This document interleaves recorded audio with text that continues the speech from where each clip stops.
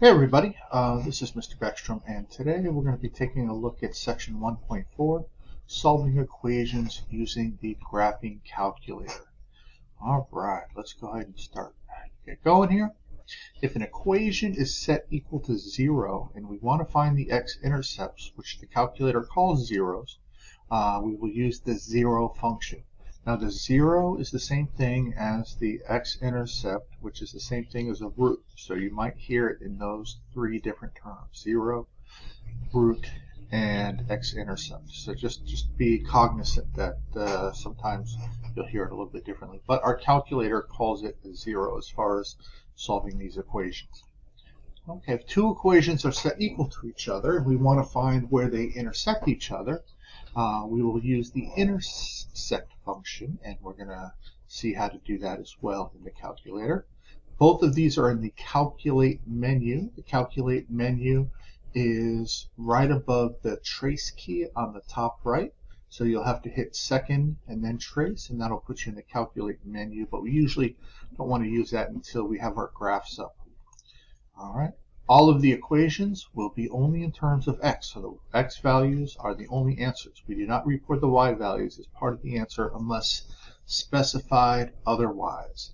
So they're just asking where is the x value in which this occurs, maybe where it crosses the x-axis or where it intersects with another graph. The only time we use the y value as part of that is if they ask for a point. So the word point is very specific in that if they use that word, they want you to put both the x and the y value in the point form. Okay. All right, so let's take this equation here. X cubed minus x plus 1 is equal to 0. And we will put it into our calculator and we'll find where it crosses the x-axis. See, I have a picture here, but we're going to go through the procedure. Okay, x cubed minus x plus 1. So go to your calculator, and we're going to do y equals. Clear these out. So x cubed, that's x caret 3. Make sure you move your cursor over. Minus x plus 1. All right, so you put that in there. And then I usually start with a standard zoom. So that means you hit zoom, the number 6, and that'll give you that negative 10 to 10 x and y value window. If you need to adjust the window to see it better, you can hit the window key and you can change what your viewing window looks like. So for example, if you're looking for a vertex that was high above the x-axis, you could then change your y maximum value in order to capture it in that calculator menu. All right, let's go ahead and go back to graph. So here it shows us nicely. It looks like there's only one root here, or 0. And if we want to find that, here's what we do. We're going to do second trace. We're going to go to the 0 function, which is number 2. It says find the 0. Now, often our curves or graphs will have multiple x-intercepts, and the calculator doesn't know if it does or it does not. So what it wants you to do is it wants you to use bounds in order to enclose the x-intercept that you're looking for. So the first thing it says is left bound. So that means I want to move the little cursor deal here to the left side of the intercept and hit enter. And that'll say OK. So it's somewhere not past this line on the left, this vertical line. And then it asks for a right bound. So now I want to go to the right side of this intersect and hit enter. So it's only going to find me the x-intercept between these two bounds.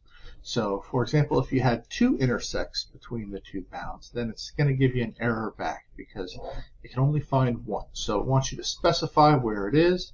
And then it says, do you want to guess? We're going to just hit enter again, and there is the x-intercept here. It looks like this is probably an irrational number, maybe with a radical, but you would just put If it was just the x-intercept, you just put this value negative 1.325, depending on how far you wanted or you were asked to put the decimal place, and the y is equal to 0. So if they wanted you to put a point, you'd put a point, a parenthesis, with this value first, comma, and then the 0, and then closed comma.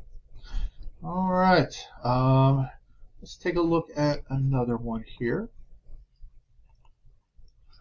Okay, now we have something that looks like it is two equations that are equal to each other. Now, could we like subtract 2x from both sides and bring it to the left, and then subtract 1 from both sides, so that goes to the left, so you would have 4x to the fourth minus 2x, and then minus 4 is equal to 0? Absolutely. That's another way to do this problem. But you don't always have to. So you can either set it equal to 0, or if it's already set up like this, you can graph each side as its own individual graph and then see where they intersect. So the first one is 4x to the fourth minus 3. So let's go to our calculator.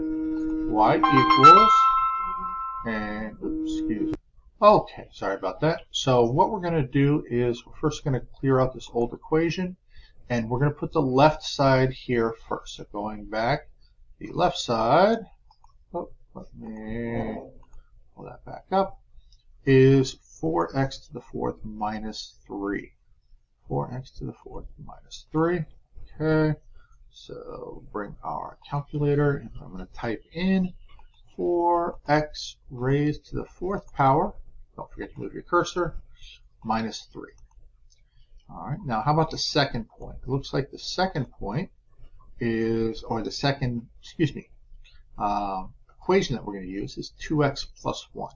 So I'm going to go back here, go down to y2, and type in 2x plus 1. Enter. Again, I'm going to start with a standard zoom, so zoom 6. And we can see it looks like one of these is a parabola and the other is a straight line. And the solution is where these two intersections are. So let's see how to find those intersection points. So we're going to go to that calculate menu again. So second trace. I'm going to go down to intersect. Now this is a little bit different. Now the first thing it says, where's my first curve? I can use the up and down arrows to switch between my two curves. It doesn't really matter which one you pick first. The important part is that you want to use your left and right mouse button to pick something close to the intersection that you're trying to find. So right now, let's find this left intersection. So I'll just hit enter, just get close to it. And then it's on the red curve now. So, and it's real close to the intersection. So I'm going to enter again. Do I want to guess? No. And here is the intersection right now. So negative 0.867, and the y is equal to negative 0.735, or if I round to the third decimal place. And that's it. Let's go ahead and do the other one. So I'm going to go back, second trace, which is my calculate. I'm going to hit number 5 for intersect. And let's move right so we can get close to this point over here. So on the blue line, I hit enter. It'll go to the red line, and luckily it's really close to my intersect there that I'm looking for. Enter, and no, we don't want to guess, and this would be your second intersection point. So the x values that make that equation true are this x value and then the last x value that we used. Now, if we were to do what we said and just make that equation equal to 0, then those 2 points would be where it crosses the x-axis. So let's actually try that. So if I go to y equals, and instead I'm going to subtract 2x from both sides, which will mean that I'll have 4x to the fourth minus 2x. And then I had a minus 3, and I'm subtracting 1 from both sides. That's going to be minus 4. And let's go ahead and get rid of the second equation here. So this is just me taking the original equation here and setting it equal to 0 by subtracting 2x from both sides and then subtracting 1 from both sides. And if I go to graph, these two intersection points will be the same as the ones that we just found, or these two x-intercepts, excuse me, will be the same as the two intercepts that we just found. And let's go ahead and find one of them again. So I'm going to do second trace, do a 0, left bound. I'm going to go to the left side of this x-intercept, enter.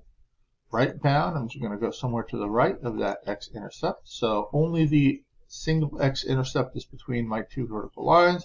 Hit enter, and notice I get the same value that I did before. So either way is a good way to solve this. Okay, and let me get back to, okay.